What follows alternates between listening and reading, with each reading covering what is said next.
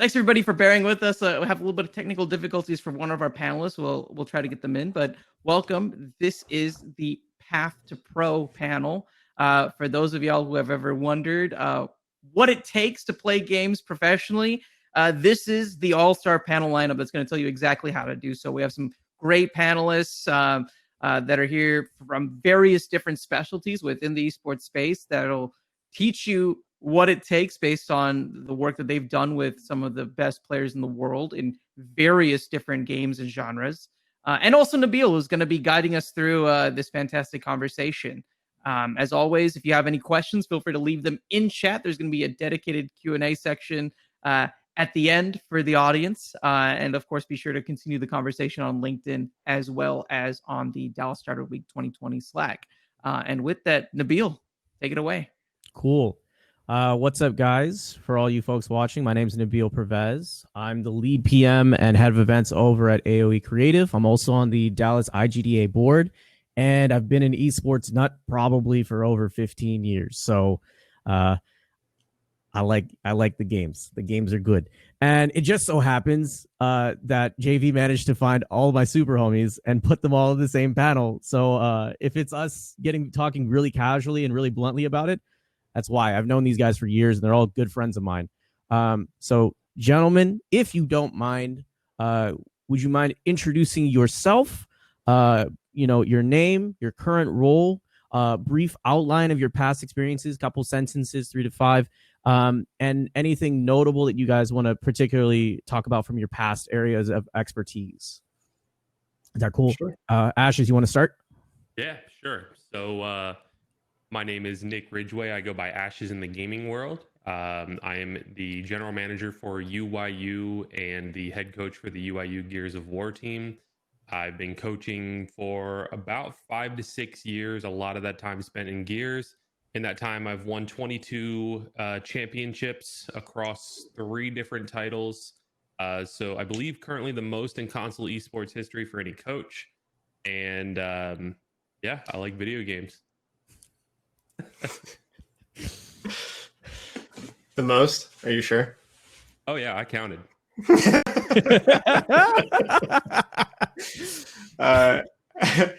Hey guys, my name is Andrew Cooley. I'm the CEO of Esports Performance Academy. I got started in esports when I was 12 years old, so going on 19 years now. I got started as a semi-pro and a pro player across games like Counter-Strike, World of Warcraft, Left 4 Dead. I was working on playing League of Legends professionally, and then I transitioned into kind of the coaching and management side of things. From there, I worked concurrently as a financial advisor while I was doing coaching and management. Ended up and starting my own organization, and then transitioned over to working at Infinite Esports Entertainment. That's where I met Nick and Nabil.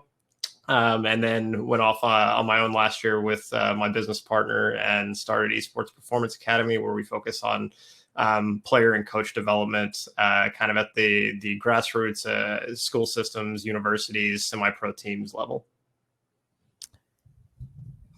Most fun we've had together. It was super fun at Infinite. Seeing these guys day to day was definitely some of the best, most fun that I've had in that building. But Doc is also our final panelist. He's not here. He is I think it's safe to say he's a hidden boss in Street Fighter V. You'll see him from multiple top 8 finishes, as well as winning Red Bull Kumite from Houston, I believe.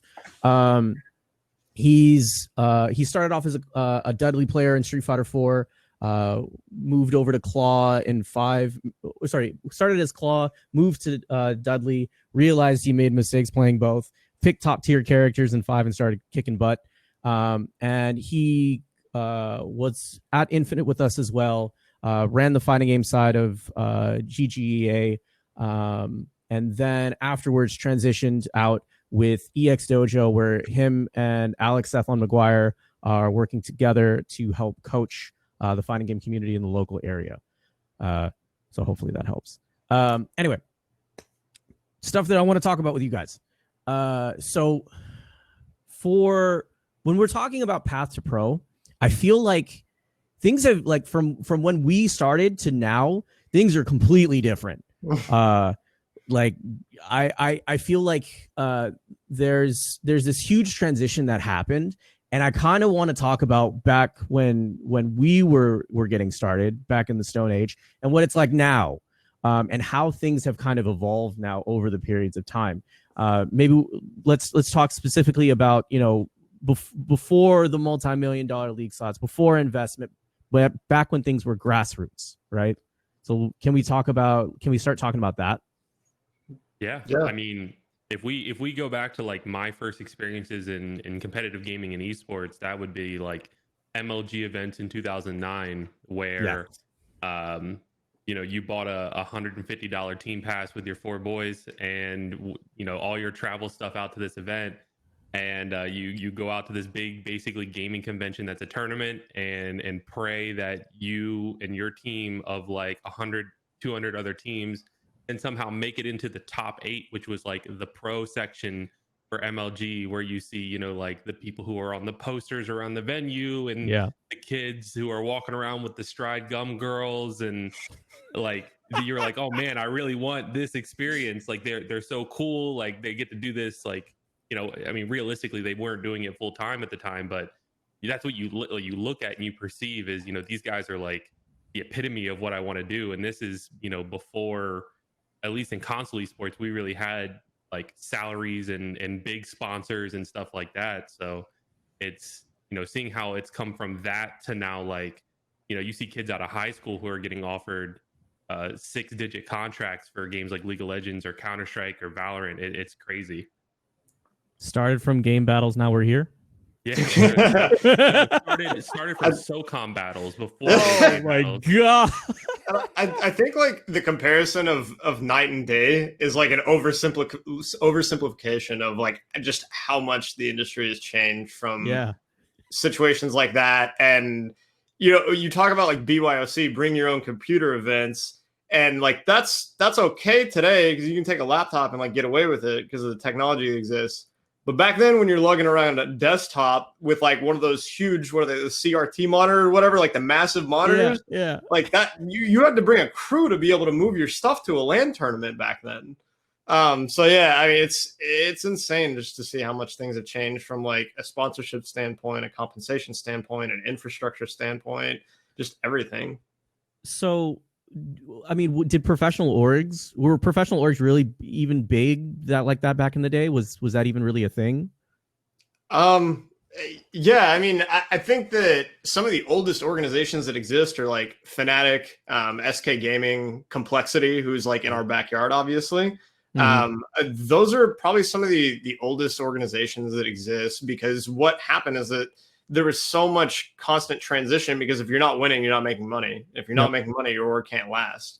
Not only that, like from a team standpoint, I was talking to somebody the other day, like because you had no coaches, you really had nobody that had any expertise in conflict resolution. So like your org could just blow up in a moment's notice because like you're not having anybody actually work with your players on like, hey, we're having this issue in game. Everybody's just all of a sudden pissed off and doesn't want to play anymore, so they're going to go to another org, and that's it. That's the end of your org. And even on that same note, like what did professional organizations look like for in terms of like an internal structure back then till now? Also, welcome, Doc. How you doing, buddy? Oh, is it working? Oh, his mic isn't there. Oh no. I believe in you, bro. I believe in you. You got this. So for you guys, what did internal structure for organizations look like then and now? Like how is it different now? Well, I think a lot of the, you know, like the traditional business structure that you see in a lot of organizations now wasn't there. You know, it was really like the group of friends that like had the team. I mean, if you go back to like a company like FaZe or Optic, where it was a sniping clan, and, you know, it was a group of friends who all loved using like exclusively snipers in Call of Duty, and then it grew into this entity because it had that following through its content, and then somebody with like some business smarts was like, hey, wait, we could make this something more, right? So I think a lot of teams back then were similar stories. I know Complexity had a similar story of, you know, just being a team that then somebody with some business smarts said, hey, wait, we can make this something more. Even I think probably most recently would be something like Astralis, right? Where it's a player owned entity, and they like, wait, we can make this more than just a Counter-Strike team. We can make this, into, we can have a franchised League of Legends spot, or we can do this or that. So that, I think that traditional business structure was missing, and it was like the group of friends who just gained popularity in their game, whether through winning tournaments or through their community or through their content. And then once business minds started realizing, hey, wait, we've got 100,000 followers on YouTube, maybe we can make this into something that we can monetize. And that's when you start seeing like this implementation of business structure, and you have marketing directors and creative directors and CEOs and CFOs and COOs, and all of this extra stuff to help make it something more than just, well, we're a cool clan on this game. So Brian, say something. Uh-oh. Oh no. Mike is like physically muted. I have to jump in for a second as tech support. It might be a thing where his mic is actually physically muted. I don't know. Yeah, I don't know. Can you guys hear me now? Yes. Yeah! Was I Okay. right? Was Okay, I right? I just defaulted to my camera mic. I'll just stick with this. The audio is probably terrible, but this will work. All right, let's do this. Welcome. All right, what's going on, guys? What's good, brother? How are you? What's going on? I don't know why my mic won't work on this, but anyway, so sorry, I am late. I had a lot of technical issues. You sound great, well, dude. Don't even worry about it. Doc, can you do me a favor, man? Can you just introduce yourself for the people at home? I introduced you. I feel like you can do yourself more justice than me, if you don't mind. Probably not. You're better with words. But so my name is Brian Bippe. I play mainly fighting games. I got into esports roughly around 2013 as a pro Street Fighter player. Started coaching a lot of players around 2015. They just started coming to me. And then I figured, hey, why not do something with this? Started charging for lessons. Eventually started doing stuff more organized, and then found GGEA, met pretty much all of you guys. Met Nick, met Nabil. Actually, I met Nabil a little bit before that, but that's a whole different story. Yeah, we got yeah, I met Justin as well. He probably doesn't remember me. Met Andrew. And then from that point, things progressed. Started my own company called EX Dojo, where we develop fighting game players and give them what they need to be successful in the esports world. So that's a pretty much that's a run and gun version, so we can get back up to speed. Well, Doc, you came in at the perfect time because I literally had sections here specifically dedicated on FGC because we wanted to talk about existing path to pro structure. Mm-hmm. So here's the thing: is that the topic that we have so far is we're talking about the path to professional, and up until this point, we've kind of talked contextually, right? Like what things were like back then and how things are now. The difference that the theme that we're all seeing now is that there's significantly more resources now than it was at the beginning. Mm-hmm. And as a byproduct, we have creative freedom. We have people that are now starting to understand esports. They understand this is something that they want to buy into. They want to help with. They want to do these. So let's just talk about existing structure for the moment to add context to the conversation. So let's talk about what path to pro is in tier 1 esports.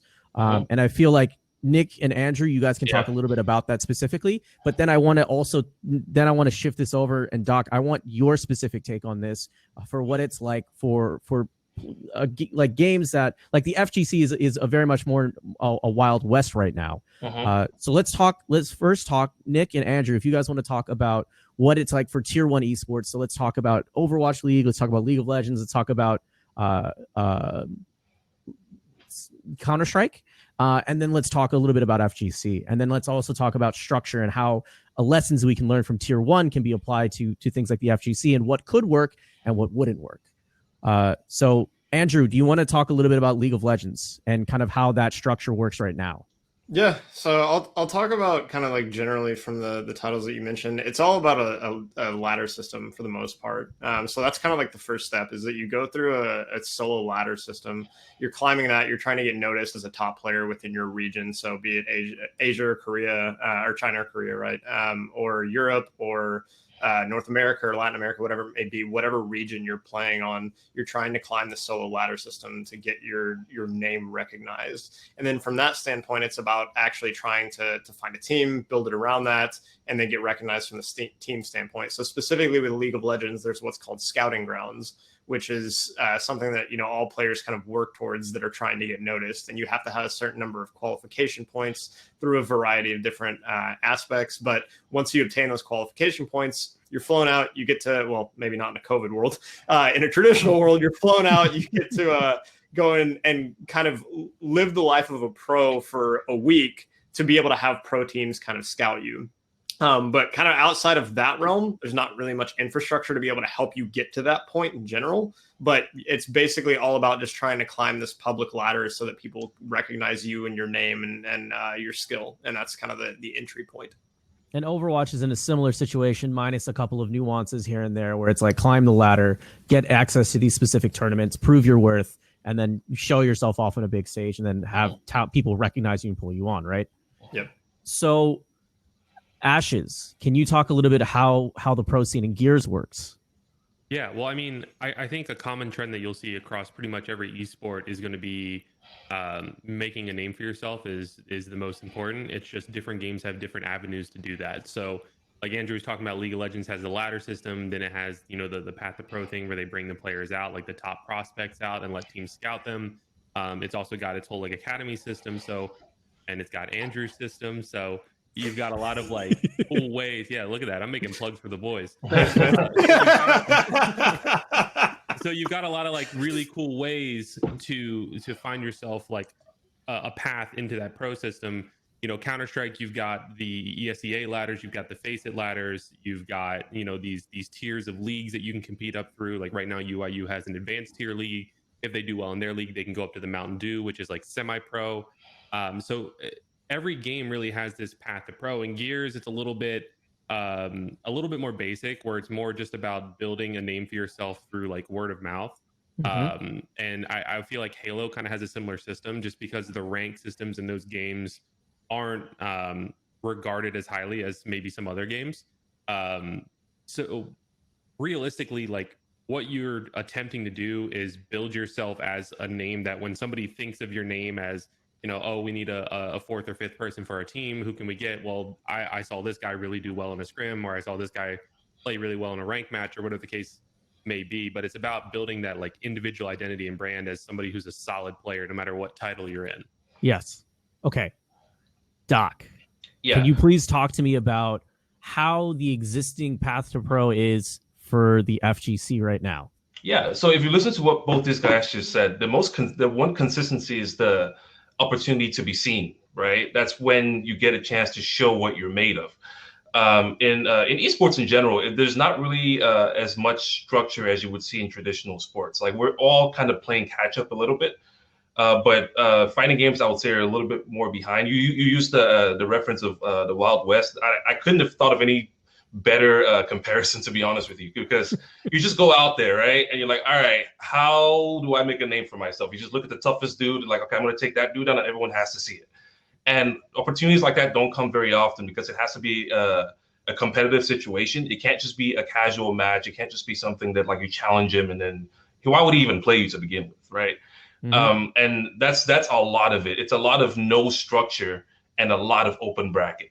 So how do you make a name for yourself in a situation where there are a lot of open brackets? Well, you really can't without just going out there and swinging for the fences and then hoping and praying that you're spending all this money and you do something that gets you recognized. Whereas if there's no checkpoint, like let's say in League of Legends, let's say in Counter-Strike, like there's no checkpoint where you can improve and then be noticed and taken seriously unless you prove yourself in tournament. That's just how it is.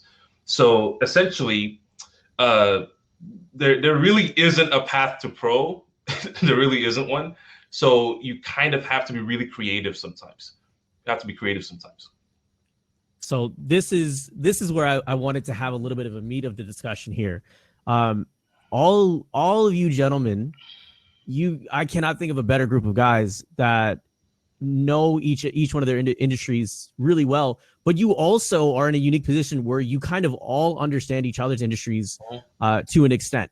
So I wanted to pose a bit of a hypothetical question to you guys, which is we're in 2020, tons of resources, people are buying into it. Let's just imagine we're in 2025, and let's just say things have been going on the same trend, but there's even more acceptability of esports, people wanting to buy in, more money coming in. So imagine you guys have a situation where you have the resources, you have the buy-ins, you have the opportunity, and someone gave you the blank check to say, let's take the FGC and let's give it a structured path to professional, right? How would you want to do something like that while also respecting the culture? The big thing about the FGC that I think needs to be re-looked at is how much it is focused on being open for everyone. Availability is too high, I think. Open bracket is good, but it's also destructive if there's too much of it. So I think that a way that you can create a path to pro is maintaining the open bracket, but using those as putting less emphasis on them to where, let's say you can use them as a qualifier to enter a pro league. Capcom Cup is something like that. The Capcom Pro Tour is kind of like that, but it's really just an open bracket leading to an invitational. It needs to be something where, let's say you're considered a pro by default, right? And these guys are pros that are going to be on teams. You don't get to play them unless you're a pro, stuff like that. Well, you run into them online or something like that.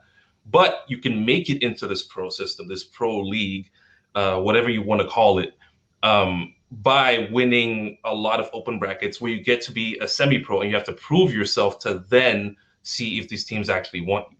Something like that would be a pretty good fix. So you maintain the open bracket system. Anyone can play anyone, of course, but you're not going to be playing Punk in your first match of your pools. You know what I mean? Yeah, that's fair. That's fair. Nick and Andrew, what do you guys think? How would you ideally set up something like that with some structure? You can go first, Andrew. I mean, I'm not trying to give away my business plan. Didn't you want me to go? Yeah, you go ahead, man.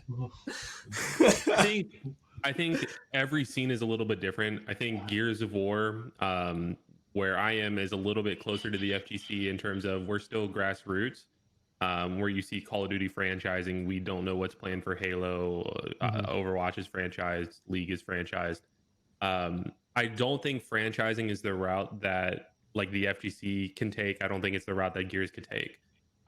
What I'm waiting to see, and I don't know if this could be applied just because I'm not nearly as familiar with FGC as someone like Brian is, but I'm waiting to see somebody take the structure that has proven successful for the UFC and apply that to an esport. Yeah, where exactly. you have almost like fight cards, because, and I can see this working for FGC better than others because it's a 1 versus 1 kind of thing. I mean, obviously Smash doubles and stuff like that, but we won't count that. Like it's primarily 1-on-1, head versus head. So why not have something where you can maintain an open bracket, almost like Dana White's like Contenders Night kind of things, and let people build a name for themselves, and then maybe move them up to the main card, or make the open bracket the prelims and move them up to the main card, and people are earning their ranks through, like if number 17 beats number 14, then they move up ranks in the card, and you can have more matches. You don't need as many, especially right now since it's online. I mean, that's a whole nother issue, but 2025, I mean, I'm waiting for someone to be able to implement that model that's successful into an esport. But it's crazy because when you think about that, it's like a no-brainer, right? It's like, why are we still doing this when there's an obvious model that works in basically the same kind of genre in actual sports, in traditional sports? So I don't know. A lot of the holdback is because of the grassroots, is because a lot of people don't want to let go of what they're used to. And once we can shed that skin, then we can move forward. So can you guys think of any? So I think the UFC is a really great example.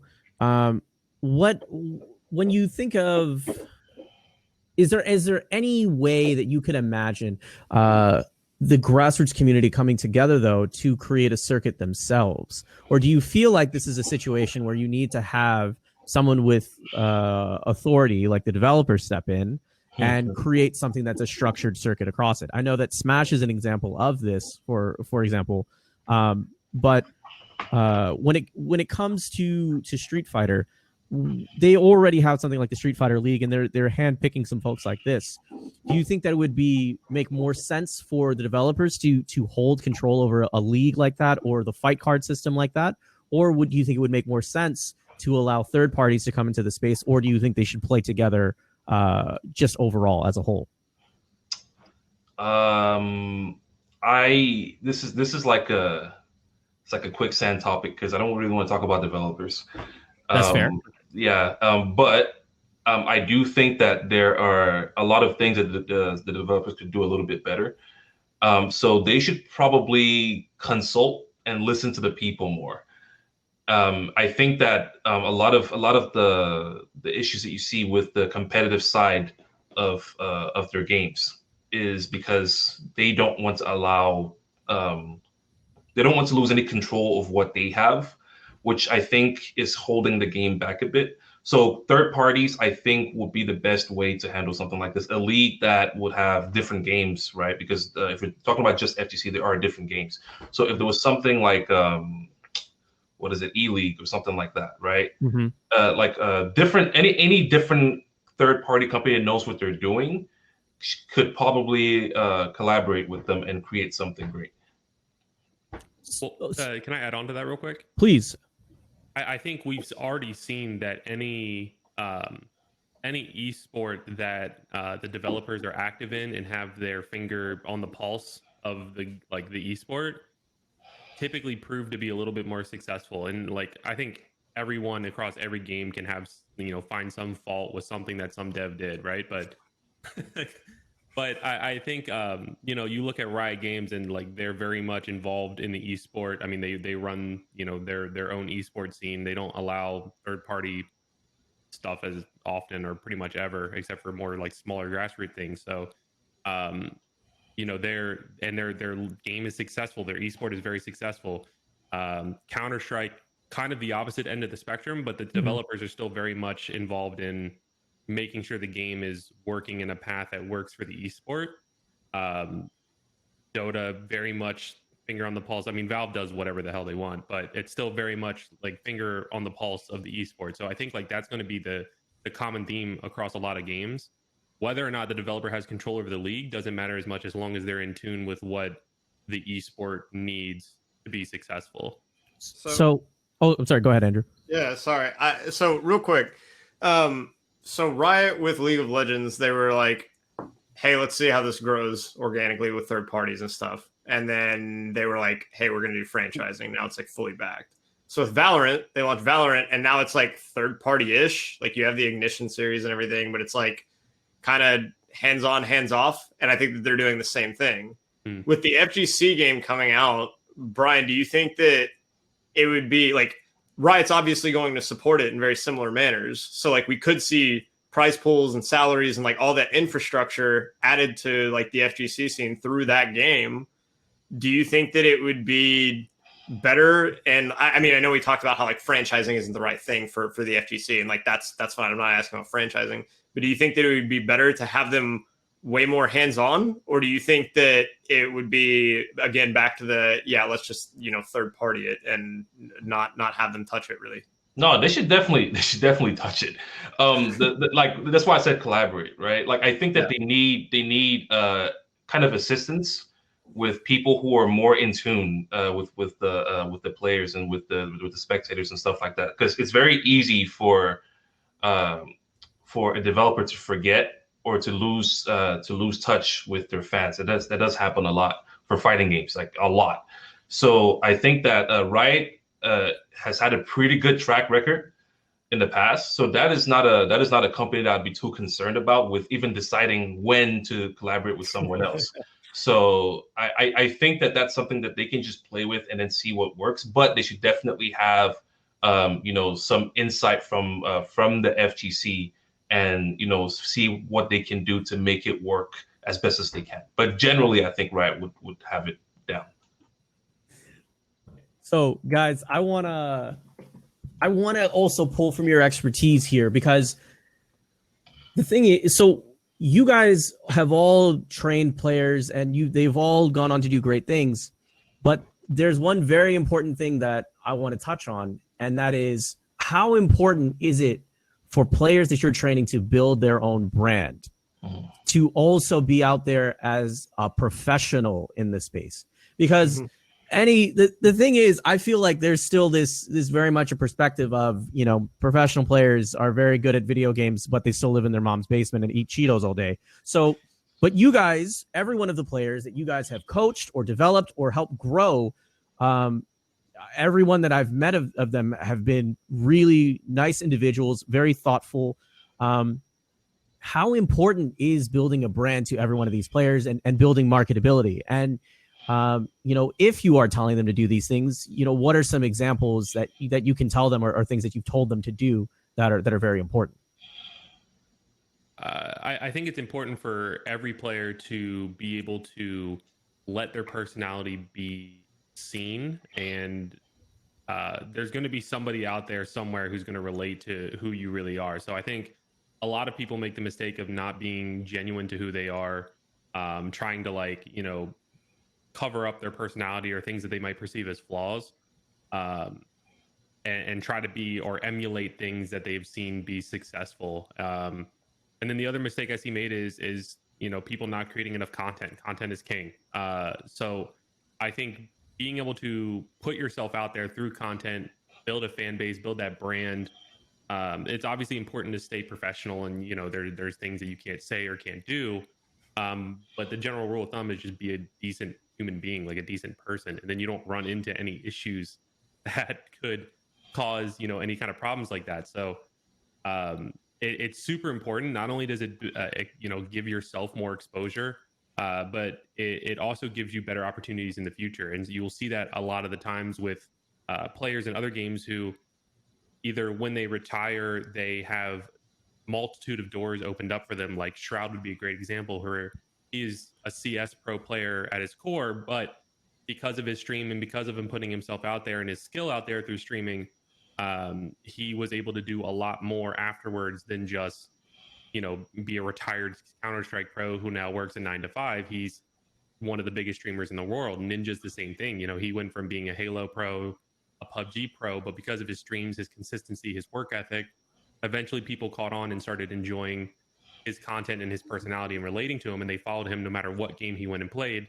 including Fortnite when nobody really cared about Fortnite, and that took off for him. So, you know, Scump's the same story. So you see this all the time. Faker will be able to do the same thing when he's done. So I think it's like what you were saying, the whole, like, building your brand is super important, and I think you do that through content. Yeah, and I think that, you know, like Nick said, being able to have the opportunity of, you behaved well during your pro career, so you're afforded all these opportunities either through sponsorship or being a brand ambassador. You see people, you've seen some of the former pros in league transition to being coaches or analysts or you know, casters on the desk, stuff like that, because they did really well in their career, they behaved accordingly. And so I think that at the grassroots level, that, like, that's the important thing, is that you know, as you get into your mid 20s, you are probably a little bit more level headed and you're behaving correctly and whatnot. But as you're trying to start your career out, like Nick touched on, it's okay to be true to who your character is. You know, maybe you're more humble, or you're calmer, or you're quieter. Maybe you're a lot more arrogant and you like to trash talk or whatever, and like have friendly banter with the other team. That's okay. But it goes back to that aspect of professionalism, that trying to teach a 16 to 18-year-old professionalism so that they're not going to go blow up their career before it even gets started on social media is a really big thing. And that kind of stuff follows you. Yeah. On my end, when I started training players, I don't know if, well, actually, let's talk about the players at GGEA mainly. I don't know if Andrew, you remember, but I know Nabil does. Whenever we were going through their Twitters, and we're just doing Twitter and we just searched words, and I'm like, what, 145? What are you doing? And I don't even want to say what some of these words are. And, you know, we live in an age now where like people will go back way into your past and find anything, right? You got to be really careful. So yeah, I mean, when it comes to professionalism, even if like you guys said, it is important to know yourself, right? But it's also important to really keep track of what you're putting out there, what you want, the message you want to put out there, and who you are may not really be the same thing sometimes. So I think that a lot of it is important because how you're perceived will also decide the opportunities that you may get or may not get. Yeah, when I coach players, I put heavy emphasis on really paying attention to what you think people are gonna take out of what you're saying, and also just don't take yourself too seriously. A lot of people do that. Kind of like what he said, just be a decent person. Like you're playing video games, man. Like at the end of the day, we're just humans on a small, tiny planet on a small galaxy. Just chill out. It's not that serious. So that's pretty much the mindset that I try to instill in them, and then that way, you know, hopefully they turn out to be decent players with a decent mindset. I also think if people stay true to themselves and their personalities, it helps build those storylines more organically. Yeah. And you know, just like, you know, WWE or UFC or any other kind of thing, you have your villains and you have your heroes, right? Like your baby faces and your bad guys. And we see that working in esports as well. Like it doesn't matter which side your personality falls on, as long as you have a sense of professionalism and still are yourself. The biggest example that comes to mind is Idra from StarCraft 2 or StarCraft. Like he was by far, like the entirety of his career, a villain. Right? Like he was the bad boy. He was the one who would rage quit. He's the one who wouldn't shake hands, wouldn't say GG, whatever the case may be, didn't care about his fans. But he still had this like mass amount of people who supported him, me being one of them, because he was just funny to watch. Like he's really good and he doesn't care if you like him or not. And there's something like appealing about that villain side. You know, I think that is the kind of example where like he knew that was his personality. He embraced it. He stayed professional, a little bit BM sometimes, bad-mannered sometimes, but for the most part stayed professional, and it worked for him in the entirety of his career of building this following because he was the bad boy, so to speak. There's also something to be said about amplifying who you are. If you know that you can't really help it, or if it's difficult for you, you can't be authentic any other way, you could amplify who you are. Let's say Filipino champ. Oh yeah, if we're talking about So Filipino, you guys know Filipino champ? Mm-hmm. Nope. No. Okay. Well, don't really. Like, he's basically just a villain, like no different from that. But he's not actually like that in person, right? He is kind of like that. I've met him, but when you see him on stage, when you see him on stream, he amplifies it because he knows he can't help it anyway. So why not just be all the way the villain? And I think that, you know, like it's like you said, like wrestling, right? Like you could take the same idea and say, well, since I'm like this anyway, why not just make a show out of it? And that could also be something that people do. So here's one question I want to ask you guys. Then, sorry, Nabil, I'm not trying to be moderator. No, I love it. This is the discussion that I wanted. Like I said at the beginning, we're all homies. is villainy synonymous with toxicity? No. Okay, so what would you categorize like Tyler One and XQC as? I think they're entertainers. I don't think they're villains. And I don't think I mean, XQC kind of was in esports, I guess. Like that was his start. But I think Tyler never had the, at least as far as I'm aware, never really had like that goal of being a pro player. His whole thing was just, he was a player who then realized that his bad behavior, he could, like Brian was saying, like amplify that and make a story out of it. Just in the same way that Fall Guys could make a story out of Tim never getting a win. They amplified the fact that he sucked at the game and made their game go viral. Tyler One amplified the fact that he was toxic and this whole reformed thing, and made a story out of it that people wanted to tune into and watch. And because he's funny when he's toxic, it made people stay.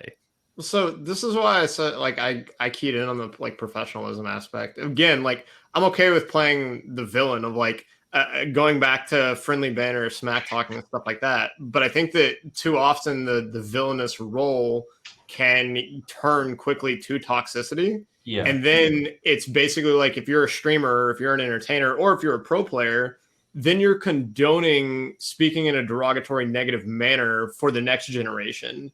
And then they view it as like, oh, hey, that's funny. Oh, I can do that too. Mhm. And like that like further breeds the toxicity within the culture. And so like that's one of the things that I'm, I guess, conscientious of like whenever I'm viewing streamers and like working with players is like, it's not, it's okay to an extent, but then like you can take it a degree too far where like it's really not healthy and it's not okay.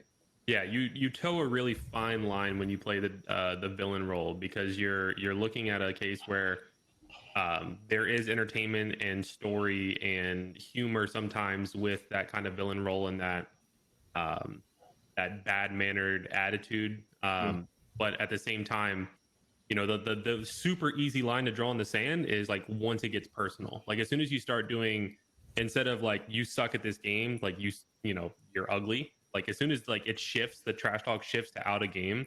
And that's something that we've already are like always instilled in our players, is like that's the line. Like you can't attack the person, you can attack their gameplay, you can, you know, that's free range, you go at it. But as soon as you start attacking the person for, you know, looks or anything, that's when you've gone too far. That's when you're no longer being, you know, hyped up trash talk or a villain or whatever the case may be. You're being a toxic person. Mhm. I think level one, like the safest place to be is using objectivity, facts, things that actually happened, right? It's like, dude, I have beaten you the last 100 times, right? Like using stuff like that, that's factual. I think that no one can really say that you're being toxic, even if you are playing the bad boy role. And I think if you take it one step further and you go more subjective, you suck. Now you're dancing on that line, right? It's like, okay, now if he goes one step further than that, more than likely he just entered the toxic realm. I think that that's kind of what I've noticed with the people who are really good at being villains. They really stick with the facts, and that's why people that's what comes with that charisma. It's like, okay, he really is good. Like you can't say anything to him because everything he's saying is factual. But I just don't like this guy. But you keep watching. I think Sorry, I didn't mean to derail us, guys. That's my No. bad. That's what I wanted to hear. I was kind of wanting to veer into that conversation as well too. Okay, so couple of questions that we've gotten from the audience. So Michael asks, how often do we see groups, so like organizations, start building secondary teams or B teams? I think Go ahead. League is probably, I guess, the closest example of this. Like League of Legends, they have academy teams, and so I think that a lot of pro teams right now are struggling with the concept of you can't necessarily use them as B teams too much because the talent gets way too diluted for like the main roster. But you can use them as like a secondary team in the sense of the academy teams have their own league, and you're trying to grow that talent to be able to place it onto your main roster. And so you do see players here and there that do come up from kind of the academy systems, but it's not as prominent in other esports. And I think that probably has to do with you may have substitutes in things like Counter-Strike, or correct me if I'm wrong, Nick, like Gears. You may have substitute players, but you're not going to necessarily have an entire B team. I know that you said UYU does have like a kind of funnel to help get to the pro team though. But you don't necessarily have a straight up B team. And I think that has a lot to do with the current state of the economics of the industry. Of once you do get to the point where, you know, maybe it is more reflective of revenues and things like that for the NFL, for the NBA, then people will be more inclined to have bigger rosters. But you also, again, still have to make sure that the talent and the quality of play isn't diluted from having that B team, and that you're not just wasting money on it. Yeah, I mean, even going like with the NFL example, they have bigger rosters and substitutes, you know, 3 tiers basically, but they also have like collegiate that they pull from, where like that's almost like what a B team would be in esports. Like that's where they're getting their developmental players and bringing them up. And like Andrew said, it really is based on the economics. Having an esport team at a professional level, no matter what game, is a lot of resources, time, energy, money. And so you add on a second team that's not going to bring in the same results or just ROI in general, then you're looking at a big expense for the hope that one of them might be able to eventually at some point substitute or replace a player. It's a dice roll and an investment in a gamble that unless you're in certain games that mandate it, like League of Legends, it's hard to pull off. Okay. Last question. So on that same topic that we previously just talked about, toxicity, what steps have you seen developers trying to implement to curb toxicity? And have they worked? Have they not? And if they haven't, what are some suggestions that you think devs can try to help reduce toxicity in their titles? I think almost every game has like some form of in-game report system. If somebody's being toxic or whatever the case may be, you can report them. I mean, it's a thing in League, it's a thing in Counter-Strike. It's pretty much every game for anyone that you see being like a cheater or toxic or whatever the case may be.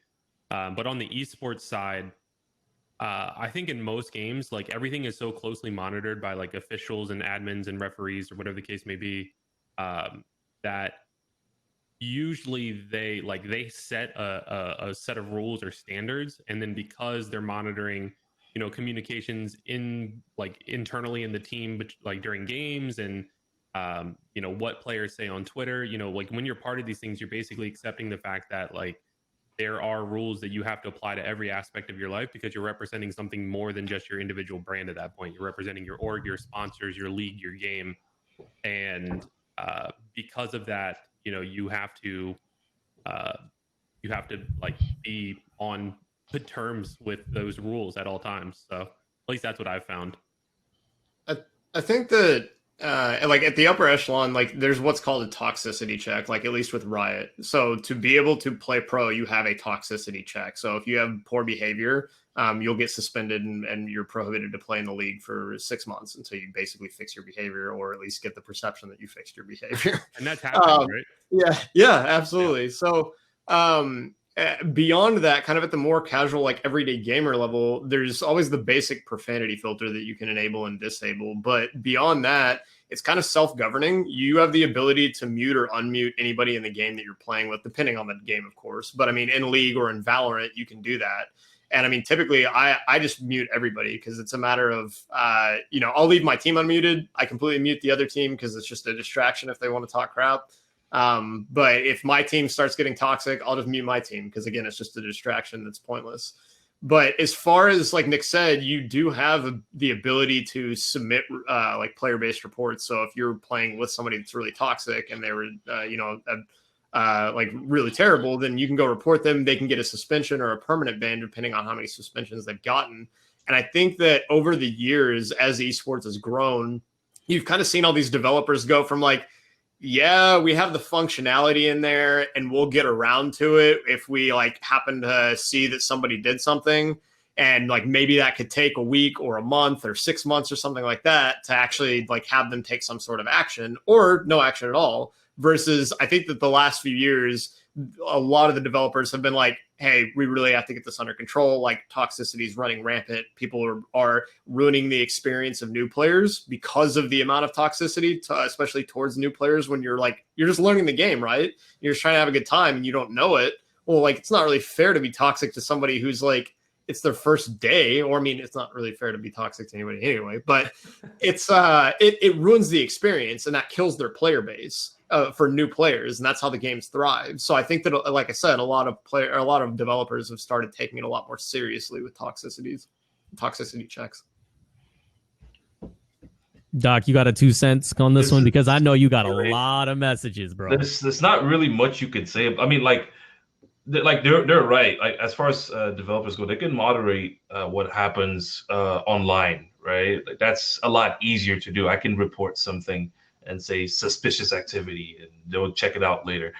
But when it goes to LAN, when it goes to a tournament situation, I mean, it was the Wild West. Like people say whatever they want, and there's not really much you can do about it. There are no mics. The dude's right next to you, because like he could just say things not even directed at you, but it's directed at you.